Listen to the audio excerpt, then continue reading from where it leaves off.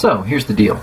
Dr. Luke, who gave us the book of Acts and the Gospel of Luke in the New Testament, gives us an unbroken genealogy from Adam through Christ in the second half of Luke chapter 3. That genealogy includes only 76 generations. No, I didn't say 76,000 generations, only 76 generations. Now, if we consider that a generation, is, let's say, 30 or 40 years, we'll round up to 50 years just to be generous. That gives us a total age from Adam through Christ of 3,800 years. Then we simply add 2,018 years since Christ was born to give us a total age of the earth of 5,818 years, or about 6,000 years is the biblical chronology for the age of the earth. So next we'll contrast that with secular science. Through the methods of radiometric dating and naturalistic uniformitarianism, secular science gives us an age of the earth of 4.6 billion years. That is 769,000 times as much as the biblical chronology. Or, put another way, if about 6,000 years would be represented by 1 inch, then 4.6 billion years would be represented by 12.1 miles.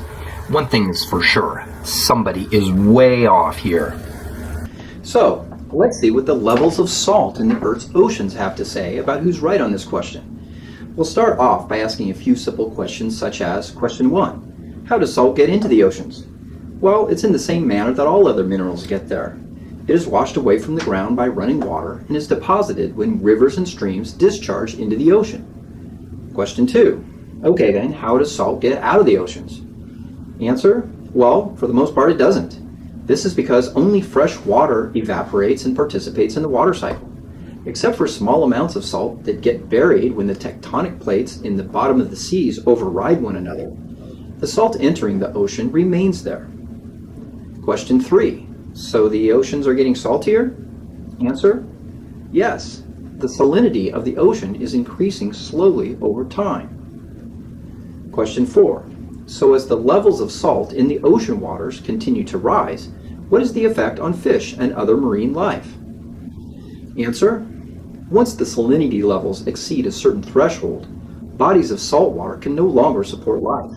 After that, they become what are known as dead seas.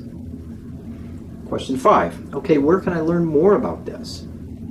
Answer, several science journals have addressed this out of balance process. For instance, the University of California, Santa Barbara's Science Line website tells us, quote, the oceans get saltier due to the rivers that flow into them.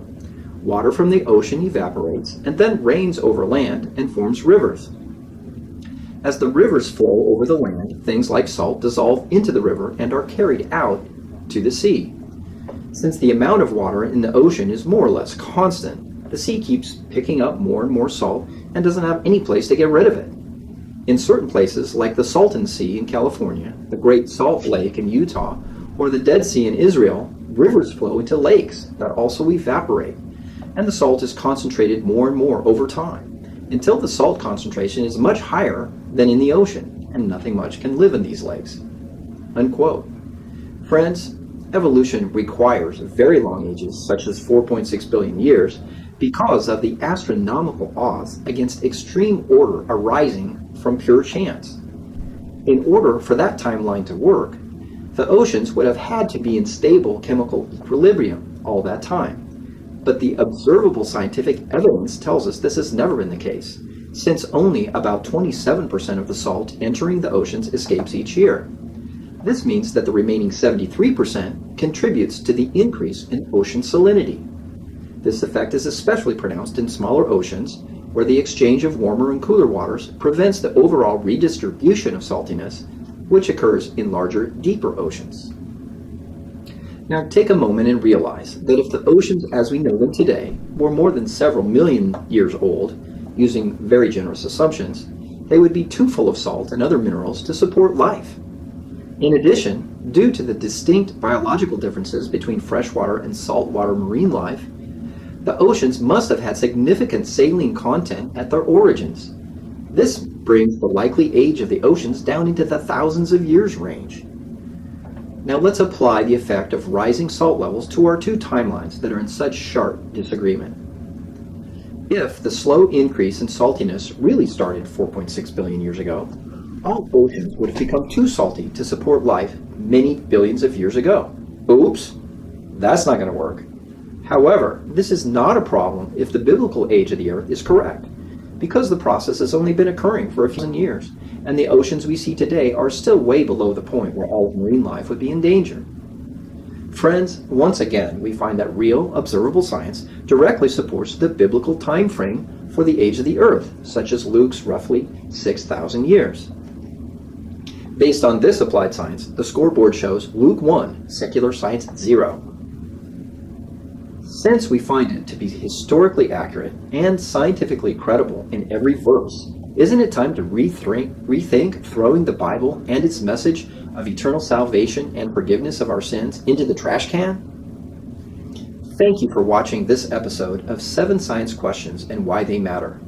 Until next time, know that you can always trust the Bible and real science to be in perfect harmony. Why is that?